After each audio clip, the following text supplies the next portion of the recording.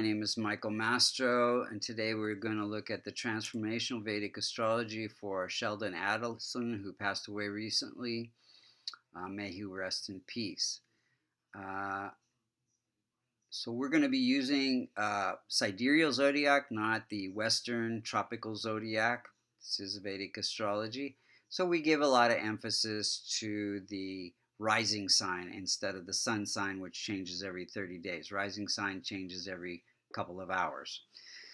So if you look to the eastern horizon when he was born, Sheldon, the constellation associated with Aries was rising at 25 degrees. 25 degrees becomes the most effective point of every house. Any planet that's within 5 degrees of the 25 has a lot of impact in the chart, like Jupiter and like Saturn is fairly close, but not quite. Definitely Mars. Mars having a lot of impact in the chart. So let's look at how the planets are operating. Then we'll look and see when they're operating, because not everything happens at once, and what we could do to remedy the chart. So first, we look for the Multicona signs to see what he came here to learn about in this lifetime. Every one of these 12 houses has some aspect of learning for the lifetime, and wherever you see a Multicona sign, which are 1, 4, 5, 6, 7, 9, and 11, 1 for Aries, ruled by Mars in the first house, learning about property.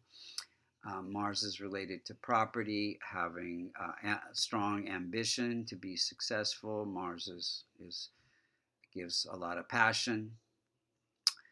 And then we have the fourth sign of Cancer, ruled by Moon in that fourth house. This also is related to property and family and happiness. Then we have the fifth sign of Leo in the fifth house. This house has to do with creativity, investing, children, education, and entertainment and gambling. So he was a casino magnate. So learning about all of those different things. Then we have the sixth sign of Virgo in the sixth house, which is ruled by Mercury, and any Multicona sign in the sixth, the eighth, or the 12th, what we call the Dustana or challenging houses, becomes functional malefic. So Mercury in this chart is a malefic along with Rahu and Ketu, but not the typical Vedic astrology that says that Saturn, Sun, and Mars are malefic. So they're benefic in this chart. So Mercury is very close to Moon, and it is aspecting Moon. So it's afflicting Moon. Otherwise, it's not causing much issues in the chart. But he's learning about his health. He's learning about legal issues and divorce, all of those things associated with the sixth house. Then the seventh house is partnership. A lot of investors and partnerships in all the hotels and things that he has. And then we have the ninth house, Sagittarius, ruled by Jupiter, learning about politics, religion. Very, very religious person, very much involved in government and politics, good fortune, belief systems. Then we have the 11th sign Aquarius in the 11th house. This is income, social connections, fulfilling desires, and helping other people. Saturn is helping other people. So let's look at the planets themselves. Sun is at 19 degrees, very strong in his chart. Definitely the Sun and Saturn are the strongest planets. They gave him his success. Sun gives the organizational and skills to be a CEO, to be an executive, to manage all the properties. It's placed in the house of properties. So and it is ruling this house of investments. So investments into properties, we're just connecting the house it rules with the signification of the planet and the signification of the house the planet is in. So again, investing in property. So this is fifth house investing. Sun is CEO, management skills, and then fourth house is properties. Okay, so then we have, and this house has to do with hospitality, so hotels. And then also Sun is political, strong political supporter. Moon, 10 degrees, ruling the house of hospitality and properties, placed in the house of career. So connects career with properties and hospitality, hotels. And also, it is afflicted by Mercury, and so Moon has to do with the lymph system. He has lymphoma, died of lymphoma.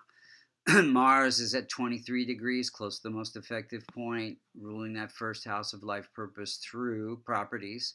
And it's placed in the house of conflicts and disputes, some legal issues there, and can cause some inflammation for his health. This is the house of health.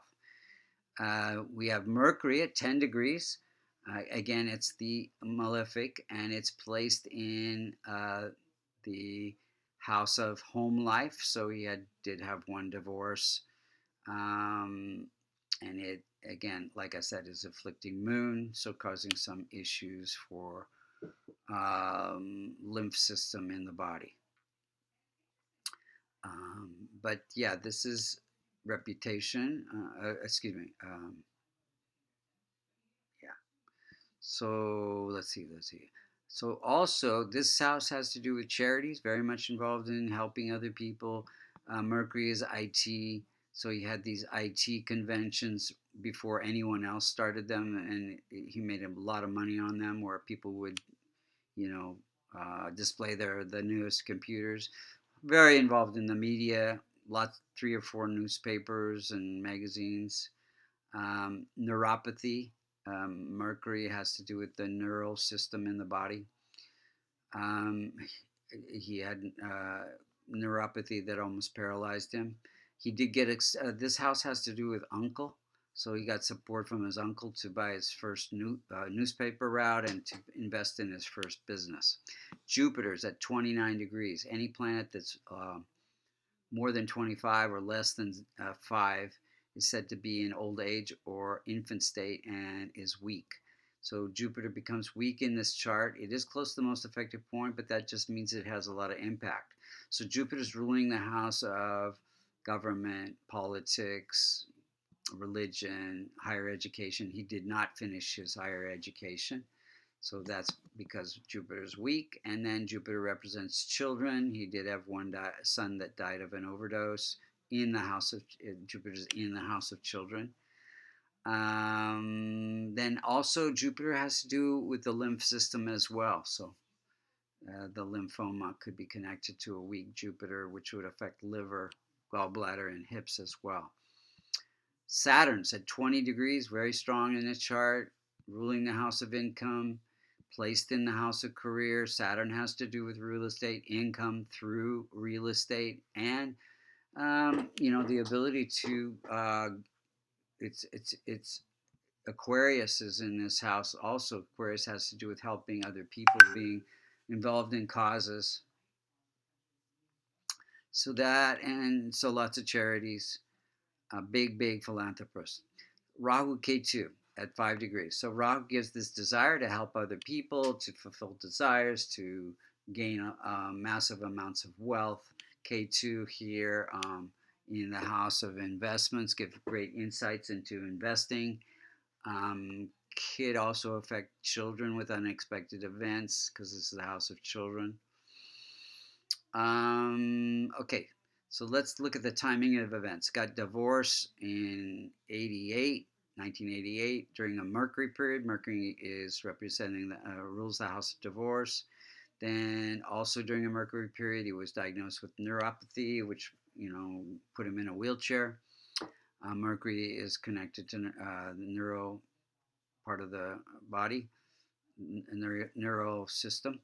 And then we have 2005, Sun overdosed and passed away. Mercury, K2 period, K2 unexpected events in the house of children.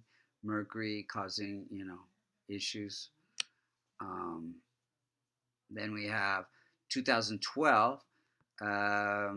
he had a conflict with the Democratic Party because his son died of an overdose, and he was a lifelong Democrat, but they were supporting the marijuana, legalizing marijuana, and he felt that was a gateway drug.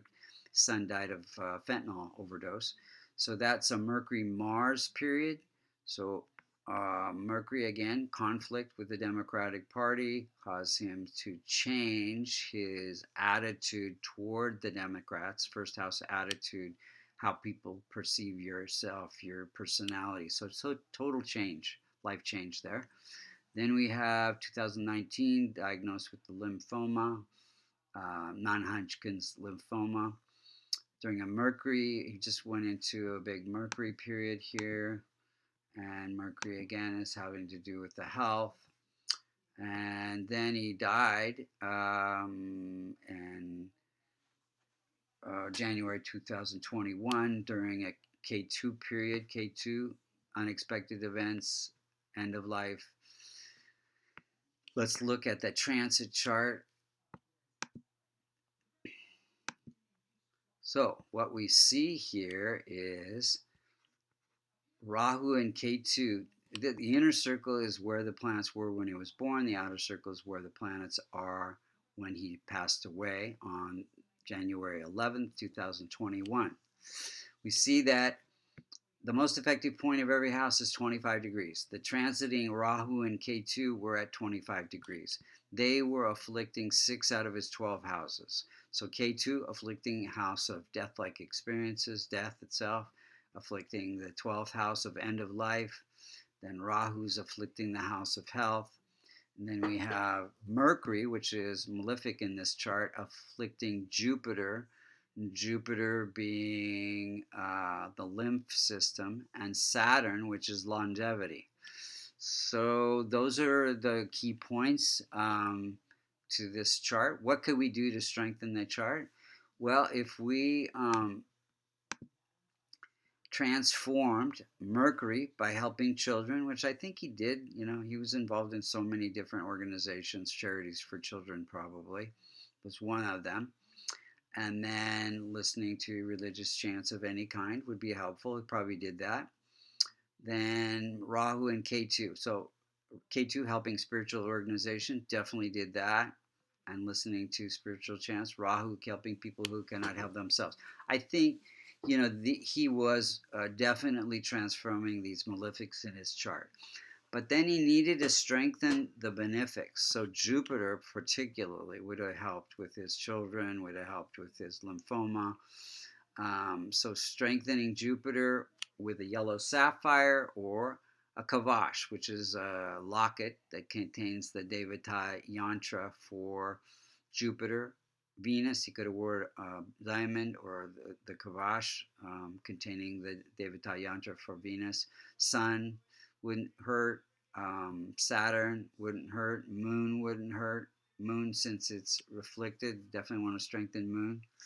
So these things could have helped with his health probably, and maybe his the unfortunate situation with his child, and maybe with the family, the divorce situation. So these are things that could have been remedied. Thank you for listening. If you want to get a Vedic astrology reading, you can go to www.vastucreations.com under services. If you're interested in learning about this transformational Vedic astrology, you can go to www.americaninstituteofvastu.com. You can see how accurate this is. This is actually a rectified birth chart. Nobody knows the time of birth for Sheldon. So yeah, you would learn how to help you yourself and your friends. Knowing your chart is really the roadmap for success in your life, happiness, enlightenment. So I encourage everybody to learn a little bit about their chart and the Vedic astrology. Thank you so much for listening.